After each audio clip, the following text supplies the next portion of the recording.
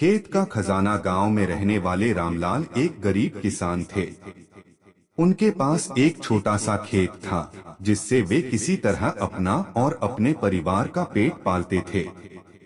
सालों से वे मेहनत कर रहे थे, लेकिन खेत से बहुत अधिक अनाज नहीं उग पाता था। पुरानी विरासत। एक दिन रामलाल के दादाजी की पुरानी डायरी उन्हें घर के पुराने संदूक में मिली।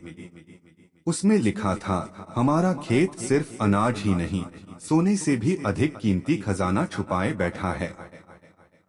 खोज की शुरुआत। रामलाल को यह पढ़कर हैरानी हुई। वे सोच में पड़ गए कि आखिर यह खजाना क्या हो सकता है। उन्होंने अपने बेटे मोहन के साथ खेत में खोज शुरू कर दी। खुदाई और निराशा। रामलाल और मोहन ने खेत के अलग अलग हिस्सों में खुदाई की, लेकिन उन्हें कुछ नहीं मिला। गांव के लोग उन पर हंसने लगे, पर रामलाल ने हिम्मत नहीं हारी।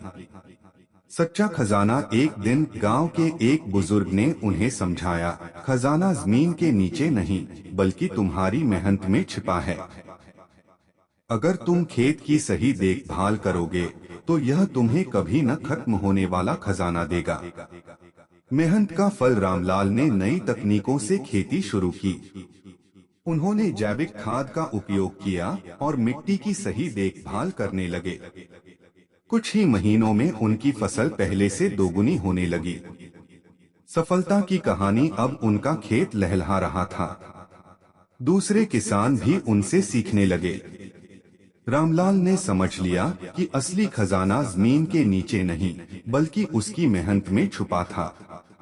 सीख। सच्चा खजाना सोने चांदी में नहीं, बल्कि हमारी मेहनत और ज्ञान में होता है।